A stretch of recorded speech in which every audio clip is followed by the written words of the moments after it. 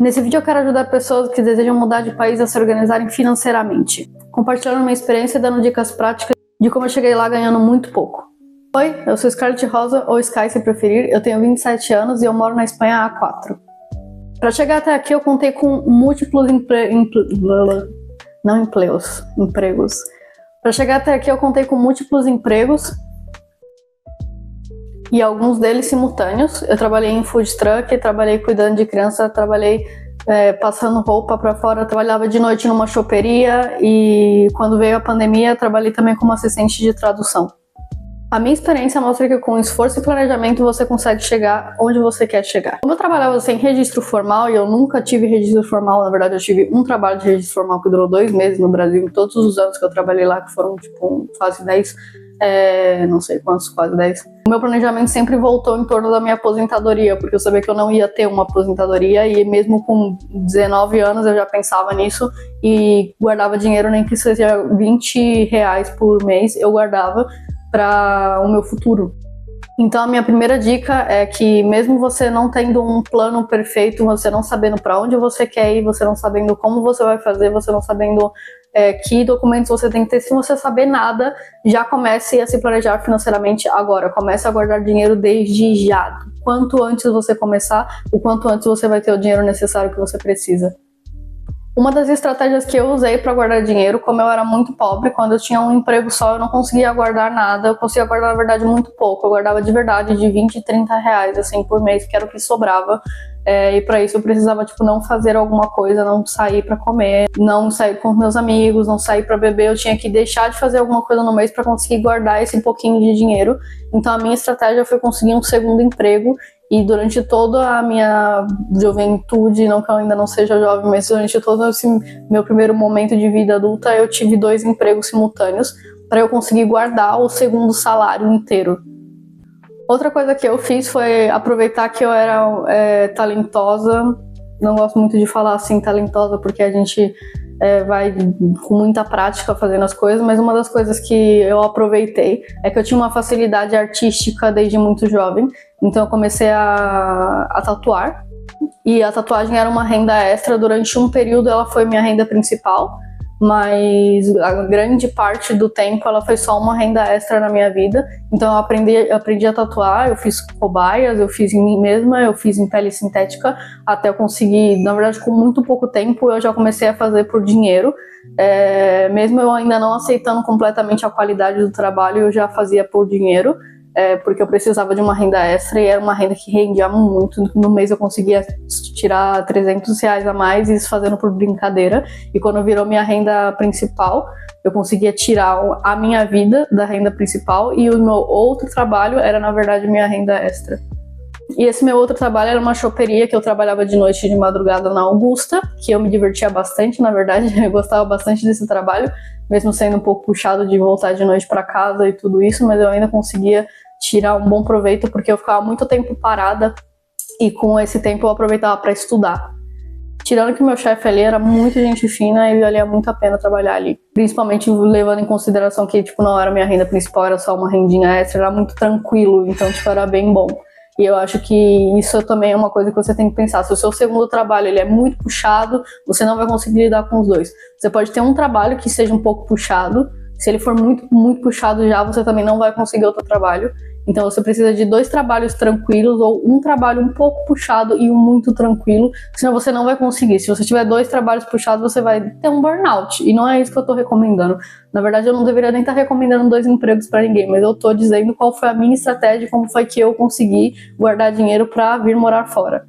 E outra dica que eu tenho é também guardar dinheiro independente do valor. Como eu estava dizendo, eu conseguia guardar às vezes no mês 20, 30 reais e era alguma coisa melhor que nada. 20, 30 reais você consegue colocar no tesouro direto para ingressar dinheiro. Então assim, é alguma coisa, é um investimento, de verdade, investimento em você, guarda o quanto for. Nem que seja R$2, guarda. Agora, quanto dinheiro eu preciso guardar para morar fora? Bom, o que você precisa ter em consideração é o dinheiro da passagem, lembrando que é uma passagem só de ida, então os valores que você tem na sua cabeça provavelmente são de viagens, ida e volta. Então a gente pensa, por exemplo, não, porque eu sei que ir para Miami é X dinheiros. porque tal pessoa foi, sim, mas tal pessoa foi e tal pessoa voltou. Então o valor que você tem na sua cabeça é um valor de ida e volta. E aqui a gente está falando de imigrar e ir morar fora. Então você tem uma passagem só de ida. O que você precisa pesquisar é quanto custa essa passagem só de ida, quanto que tá a média, e tentar pegar o valor mais barato depois, mas vai jogando na média para você ter uma ideia na sua cabeça do quanto você vai precisar de passagem. Quando você chega no lugar, você precisa saber qual que é a média de um quarto, qual que é a média de um piso, se você conseguir pegar um apartamento, uma casa, dependendo do lugar, como funciona, do que eles pedem, mas normalmente você vai acabar morando num quarto, porque é um lugar que não vão te pedir nenhum documento extra, muito provavelmente não vão fazer contrato. Se vão fazer contrato, eles podem fazer um contrato com seu passaporte, enfim, uma coisa mais informal. Então normalmente você vai morar num quarto. Aqui em Barcelona, onde eu moro, um quarto custa de 400 a 500 euros e pedem um mês de aluguel mais um mês corrente. E se você for morar numa casa sua, tipo um apartamento que seja só você morando nele, você vai pagar de 800 a 1.200, na verdade 800 até qualquer valor, mas vamos dizer de 800 a 1.000 euros. E você vai precisar ter um contrato de trabalho, vai precisar formalizar algumas coisas, então é um pouco mais difícil e provavelmente vão te pedir 2 meses de aluguel, mais um mês corrente. Então você tem que se planejar baseado no que você vai conseguir quando você chegar no seu novo país. Quando eu cheguei aqui, eu morei em um quarto. Eu mesmo tendo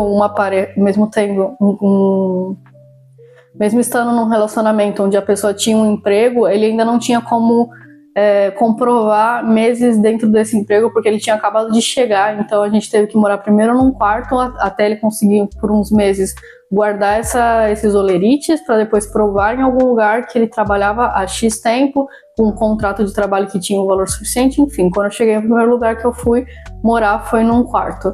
E muito provavelmente é o que você vai conseguir também. É um pouco mais barato, essa parte é boa. Você também tem que ter em conta que você precisa de alguns meses de vida. Você tendo esse valor inicial, que é para você morar, esse valor é um valor perdido, digamos assim. Tudo bem que eles devolvem depois para você os 2 meses ou um mês de aluguel que você pagou quando você sai da casa, mas pensa que é um valor perdido, e tirando esse valor perdido, você precisa pensar também num tempo de vida. Se você é uma pessoa que gosta de vir, que gostaria de vir meio louco assim, 1-2 meses de vida é o que eu peço para você, mínimo, tirando esse valor perdido, que é o valor da passagem mais o valor de depósito de uma casa que você for morar. E pelo menos um mês, 2 meses de vida. Se você quer vir mais seguro, eu vim com 6 meses de vida. Eu guardei dinheiro suficiente para 6 meses de vida. Se você quer vir ainda mais seguro e guardar 1 ano, faz uma pesquisa para você saber mais ou menos quanto que é esse dinheiro. Coloca na sua cabeça que é esse dinheiro que você vai fazer e foca nisso. Quanto mais cedo você começa os preparativos dessa mudança, mais cedo você vai conseguir chegar nessa mudança. Em resumo, essa é a importância dos preparativos financeiros.